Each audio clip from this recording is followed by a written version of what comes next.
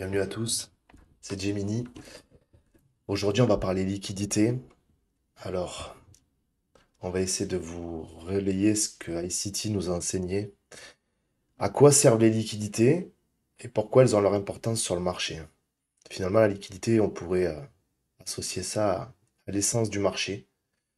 Enfin, en tout cas, c'est comme ça que je vais essayer de vous, de vous l'expliquer. Ce marché se déplace, effectivement, dans un sens, puis dans un autre, puis dans un autre, et il s'arrête jamais.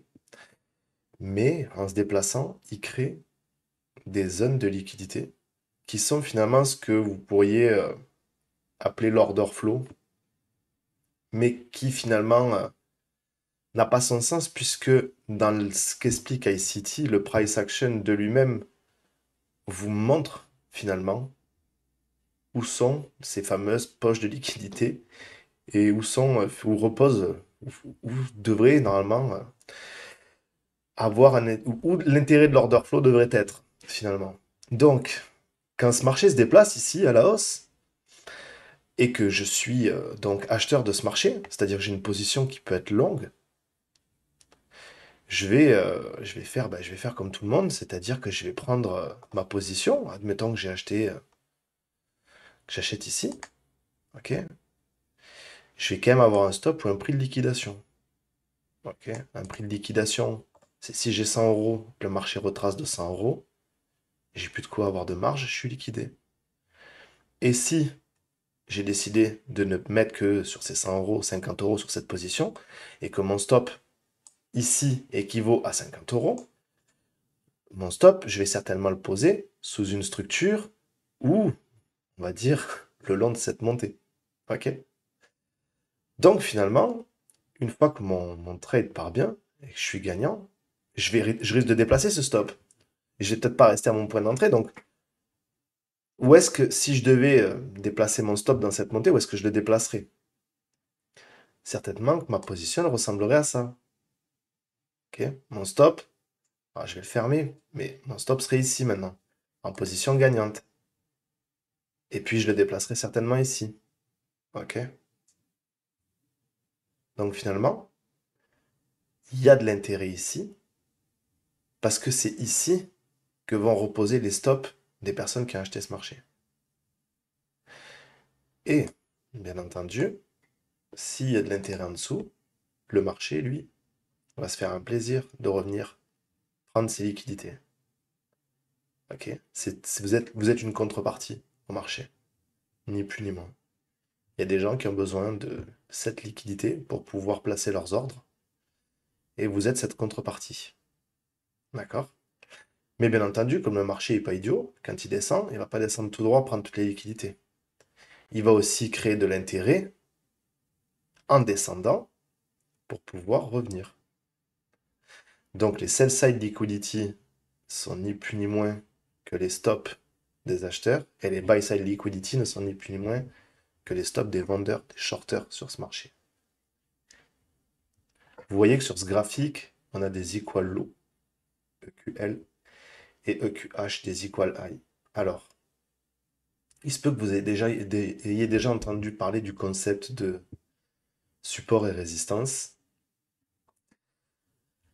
Voilà concrètement un support et concrètement ici une résistance.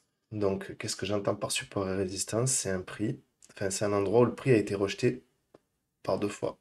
Au minimum, je crois, ou il faut qu'il se soit rejeté trois fois. Je ne me rappelle plus les conditions d'un support ou d'une résistance. Mais nous, là où vous allez voir, vous, enfin, où certains vont entendre parler de support, nous, on va avoir un point d'intérêt ici. Pourquoi? Parce que finalement, les gens vont se dire, ah, le prix est rejeté deux fois ici. Là, clairement, c'est une zone défendue. Entre guillemets, vous verrez qu'on va vite enlever cette idée de défendre des zones ou de pas défendre des zones. On va parler de points d'intérêt qui se forment plutôt. Le marché, bien entendu, fait son chemin, redescend. Qu'est-ce qu'il fait là? Là, il est en train de vous donner une confiance plutôt grande à ce point de support.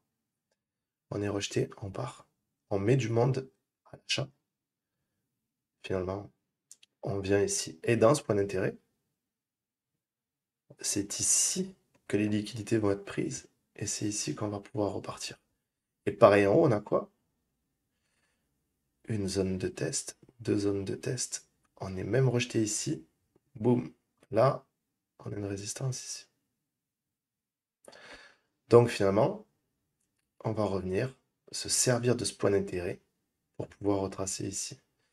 Là, je parle pas d'un petit retracement, hein, ça dure quand même de juillet à octobre, donc vous avez quand même un retracement conséquent. Donc ça, c'était pour le contrat Nasdaq en weekly. On pourrait se dire que ça fonctionne aussi sur BTC. Ça fonctionne aussi sur BTC, ouais. En fait, ça fonctionne partout. Voilà BTC, donc cette jambe baissière que je pense beaucoup de gens ont subi. Euh, mais le marché en descendant crée des buy side, des equal high, des buy side et des buy side. Et quand il commence à redevenir boule, guillemets haussier, ici, il va pas oublier quand même de venir créer son point d'intérêt. D'accord? Donc il va lui aussi, finalement, venir, même en étant haussier, créer, si jamais le marché se retourne, de quoi mettre de l'essence dans le moteur finalement. Ni plus ni moins. C'est ça, ça sert à ça. C'est il crée de la contrepartie en dessous. Donc là, on est sur Bitcoin en daily. Ok, on est passé de weekly en daily. On va passer en 4 heures sur Apple. Donc voilà. Pareil pour Apple finalement. Ok, on a toute cette jambe haussière. On crée des sell side. Le marché latéralise, se retourne et vient se nourrir de ça. En créant bien entendu des buy side. Et on voit que le prix, une fois qu'il en a terminé ici, peut aller retravailler ses poches de liquidité.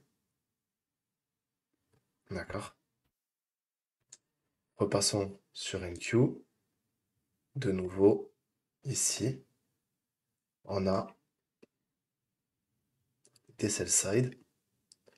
Le marché revient, récupère en créant des buy side.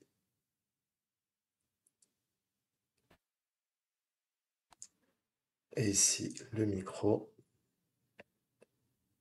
pareil. C'est important de comprendre comment ça se déplace. J'attire simplement votre attention sur les deux charts que vous venez de voir à la fin. Vous venez de voir une charte en 1 minute et en 10 secondes. Ça, c'est du 10 secondes. C'est pour vous montrer que finalement, que ce soit de la hot time frame ou de la basse time frame,